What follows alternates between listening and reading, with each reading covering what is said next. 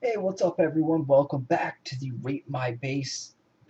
Lucky winner this week here is Dandy77, and so we are on our low-level account here. It is roughly around 1,800 trophies. We don't have very good hero gear, but we are going to go and take a smack at Dandy77. He is a lot stronger than us. He is at 2,070 trophies. You can see the game is saying that he is giving us 408 medals and 13 trophies for beating him. So his base is a pretty formidable base over here. A nice little like death box up here corner. I don't like the barricades all being together though. That is an easy multi-hit on your spells. Other than that, it looks pretty effective. Um, this is an interesting choke point here because he has nothing to kind of divert any attention.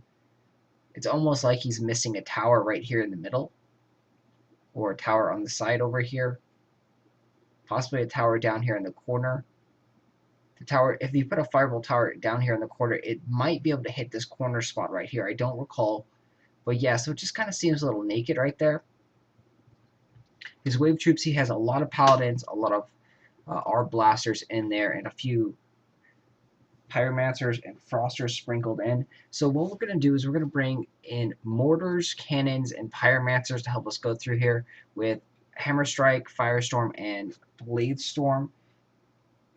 Hammer strike is level 9, firestorm is level 6, and blade storm is level 1. For the troops, we have cannons, pyromancers, cannons level 3, pyromancers level 2, and mortar level 1. The reason we're bringing mortar in here is because it's a hard level base. He has a lot of range DPS. Mortar is resistant to those range DPS, and the mortar will also do a good amount of damage to the paladins because the paladins are weak to poison damage. So this is the barriers that we talked about. We're going to use the hero screen button up there to make sure that we get out of our slowness. And now we're going to kind of run back to our troops. We're also going to heal up as we are running back here. The mortars also act as a nice little just barrier because they have a good amount of life. We're going to come over here and Firestorm and hit both of these. This is a really good placement for the Snake Tower. You can see the Snake Tower devouring our life. We are going to have to run back and kind of call our troops and use them as shields.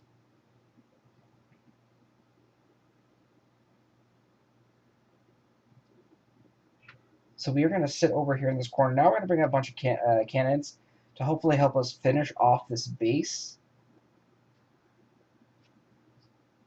We need to have our Firestorm for that Firebolt Tower right there.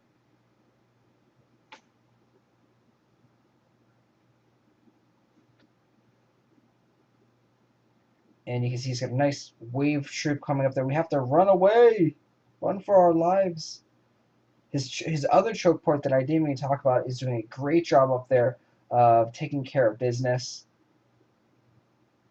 So we still have a good amount of time.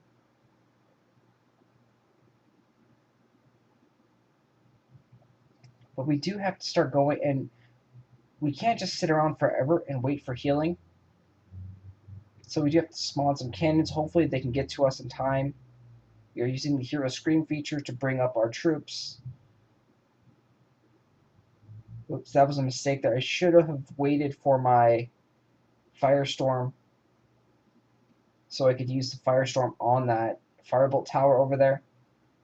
Because you see now we're stuck in this corner here. And we got a Firestorm in the Firebolt Tower to take that out. And we've wasted a whole another 13 seconds or so. It doesn't look like we're going to be able to go through this. This is a tough challenge for us. And we are stuck here with only a small amount of time left.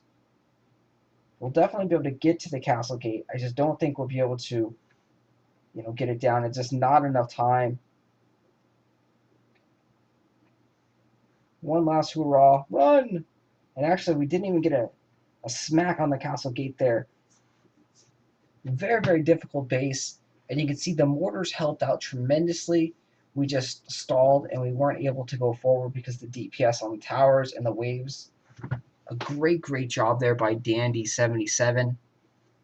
So even though we lost, the game was very generous because it was a tough base and we really undertook a heavy duty challenge there. So we only lost one trophy for only getting 57%. And you'll notice that you don't have to actually beat a base to get trophies. If the base is hard enough, the game will actually reward you with trophies for getting 50 or 60% on them. We'll go in and take another look at his base here. So everything seemed to work out really well. This corner, a lot of DPS. The snake tower right there in between two fireball towers really did us in, because in order for us to kill those fireball towers, we had to kind of stand in the middle and take that snake tower damage right there. So that was a great setup.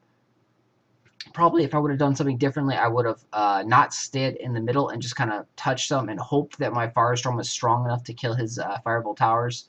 Because depending on how high of level his fireball towers are, I would have been able to kill them or not. So that might have been the only thing that I really would have done different there, because if I got out of that corner with a lot more HP, I would have been able to take care of these guys faster and then sit over in this corner and recover. But overall, this is a very strong base. You can see a lot of damage right here focused. This is also sort of acted like a choke point. Some of the units were able to attack from this range, it looked like. And then this choke point, it stuck up some of our pyromancers and mortars right there. So overall, this was a very effective base, and a great job by Dandy77.